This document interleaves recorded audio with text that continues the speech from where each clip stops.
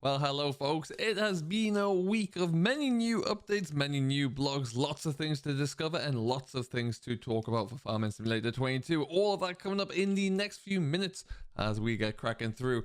Join me, Simulation for the Nation, for a little bit of a roundup of all the confirmed machines we're going to see coming that we have seen this week added to the website there. We'll have a very quick look through all of the new additions to the game from all the blogs we've seen this week and much more. So let's get this wrapped up, let's get going.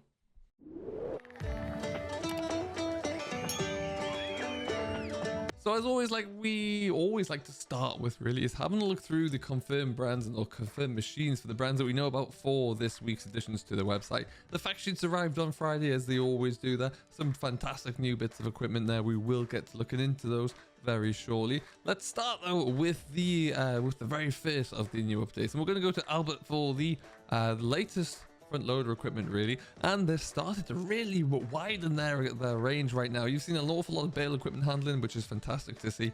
You've got wrap silage bale wrappers, you've got bale forks, bale spikes, pallet forks, log grabs, and everything in between. Silage grabs to go with it as well, but just a whole real cluster to fit any different types of equipment as well. So you got wheel loader, you got front loader as well in there, so that's really good to see. I particularly do like the silage grab there. It's nice to see there's a brand behind that as well, rather than just Magsy that we've always had in game. So that's a really nice change. Do like to see that one. Really looking forward to seeing some of the detail on these, and nice to see a little bit of range and size of equipment coming in there. So that is a very good start for me. Next up was Anderson. Now Anderson, we know about, they're going to come in. They were a DLC last season in FS19, so they are back again. We've just seen a few more of the bits of equipment from the DLC being added in here. You can see we've got the bale wrappers coming back in there as well. So it's nice to kind of flesh out that side of the equipment range. But it's coming. It's good to see that. We kind of knew it was coming, but it's always good just to have that finally in the game. Next up as well as Arcuzit. Now we knew about the small bale wrapper, or the small bale stacker really. That's been in for a while. I like that a lot. Good to see that the big Heston bale handler is coming back in as well. Again, something that we've known about, but it's good to see, as is the bale stacker, which goes behind the back of your Heston baler, stack it into groups of 3. They're in there. We've got pretty much our full kit now that you'd want to see from Arcus in there, so it's nice to have that. But the team is back together, and we're going to be able to get these bales handled nice and quickly. Bergman are still present and still going. There's more to see from Bergman, but they have added their triple axle forage wagon into the mix. I think it's a good one to have in there. I still think their best thing that they've added is the root crop overloader though, but there's still plenty more to come. So I like that. I'm going to be very curious to see where the rest of it goes. Alright, and coming on into a brand that we're still yet to see much in the way of tractors. We had the Maxim for some time, and that has been it. Still nothing else coming on through there. With that being said, we're waiting to see what else will be coming from Case. But in the meantime, they've confirmed that the HD baler is in there as well. Now, this is something that we've seen previously. I do believe that first came around in the FSL. And we know that the New Holland baler is coming through as well, but it's a nice addition there. We've got a new Heston baler, a lot of big back balers coming in. One thing which I'm going to touch on later on about that actually, but yeah, good to see, good to have it back. And now to me, Class are one of the brands that just continue to keep on giving. I really do like the range of equipment we have here. We've got mountains of tractors.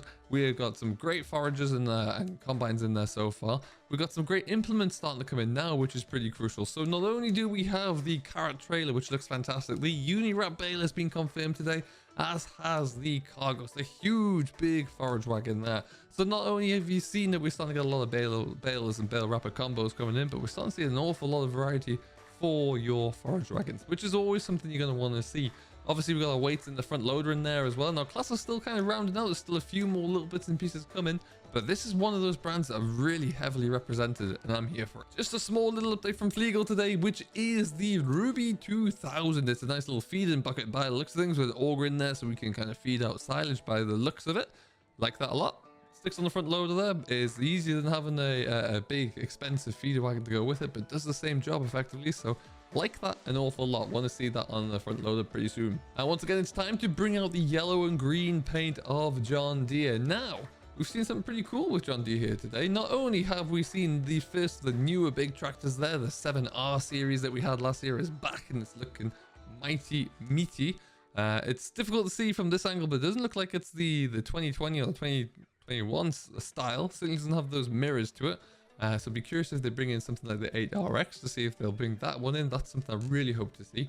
You've got combines, you've got foragers, you've got cotton harvesters here, but we've also now got front weights and loaders, and also weights to go underneath on the front by the looks of things, which is kind of cool. Undercarriage weights there is something we've never seen for a while, but they are here and they look pretty neat. So I'm going to be very intrigued to see if they have any benefits other than just aesthetics, and see if they will help something like compaction or grip, perhaps. Something to watch out for there.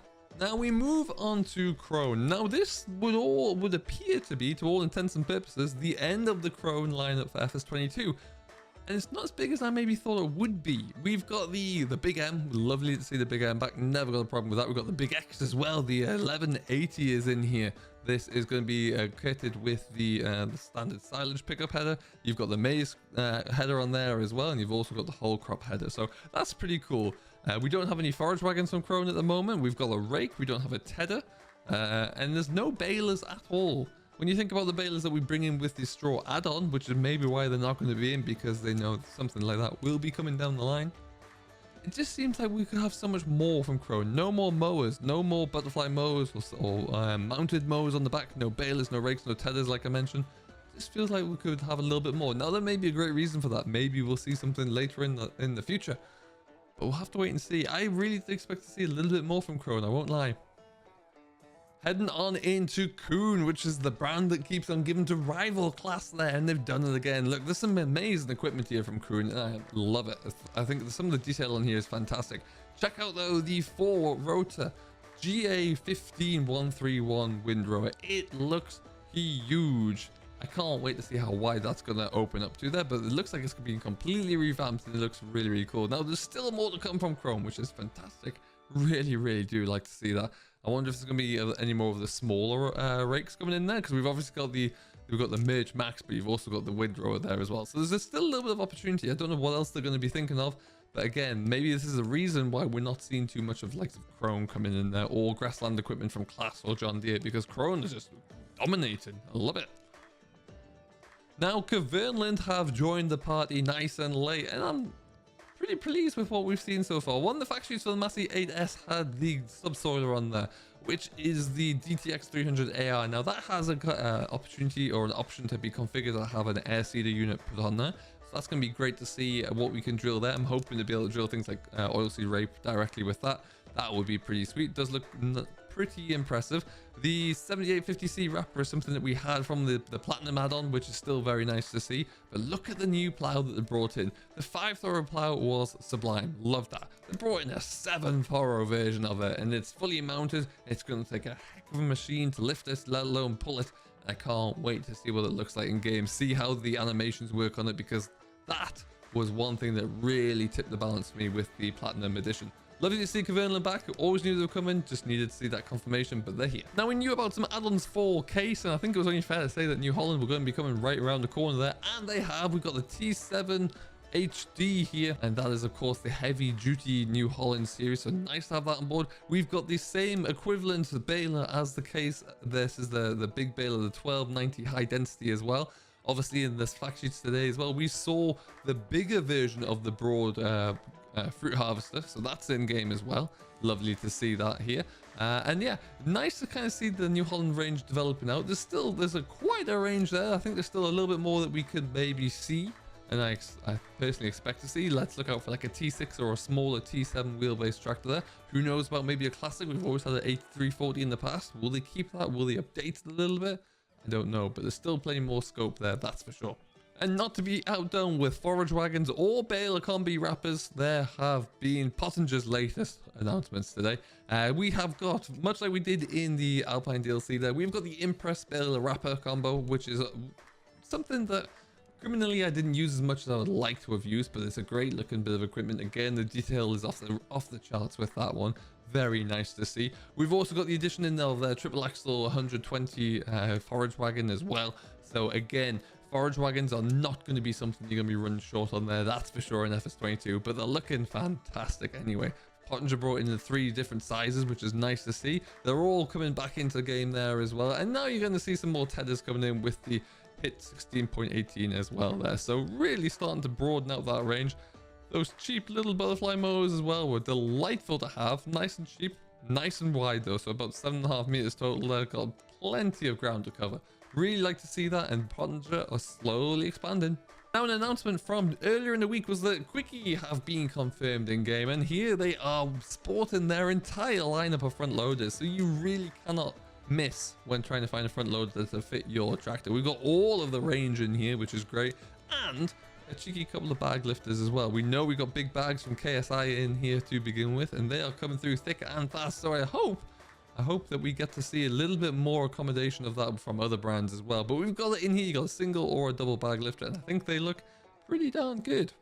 Moving on, if you have ever watched any of my series, you'll know that I love to bring in various different existing production chain methods for FS19. Now, one of those has always been greenhouses, and this week we had a blog that brings in exactly that. Now, Giants are bringing in from the get-go their own unique greenhouse system, and I think it's going to work really, really well. First of all, check out the model on this. Look how detailed these greenhouses are. There are many different shapes and sizes of them. You're able to grow things like strawberries or other vegetables all year round inside your greenhouses, which is great. They link into the production chains, obviously, because it allows you to produce so much more than you ever would have already. First of all, there's a picture of a Massey in this tractor in this picture as well, so that's always going to go down well with me. Love to see that little machine. I think that's the AL model. It looks great. But I really do like to see that. It brings in so much additional work there as well. So that is going to be great. Not only did they talk about that, but we also had a fantastic video looking at animals. And I think we'll have a look at a little bit of a video of that. So we have muted this video, but we're going away with it anyway. There, look at this is all about the animals. Now, it doesn't give you too much in-depth information, but what it does show you is the new Lely robots there. I'm sure we're going to see more about that. The animations on the animals, the new models of the animals, and in some particular cases as well, entirely new animals and systems. We've got deer in the background there. The dog is still here. Look at the sheep animations in their new pens, their new licensed buildings and housing. New bee models are in, new bee implementation, which is great. I can't wait to see how that works. Press releases have already been out around the bees there. They have been fully integrated so that not only are they, honey producers and another addition to your production chain, but they're pollinators as well. So any crops in the vicinity of where your bees are located are going to see a boost to their yield as well, which is just great. We've still got the birds back as well. But yeah, the animals just look really good. I'm very, very impressed with how they're looking. Just really bringing together the rest of the game and some of those questions that we just didn't know about.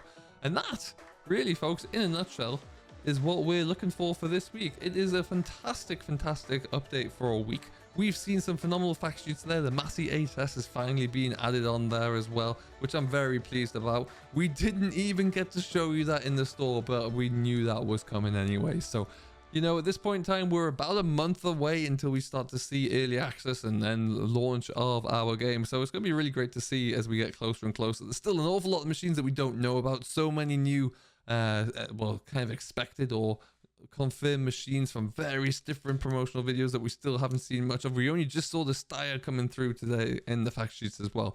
But I am very excited. If you haven't done so and you are looking to get on board the hype train, you can do so by following me, Simulation for the Nation, joining me on Discord as well. We have an active FS22 chat in there. You can hit subscribe to the YouTube channel as well, where you'll find out and be kept up to date with everything you need to know. If you haven't done so and you're looking to buy the game and get ahead of the game for the download for release on the 22nd of November, links are in the description down below for how to do that. Until next time, though, I have been Simulation for the Nation. I hope you have enjoyed. We'll see you in the next one.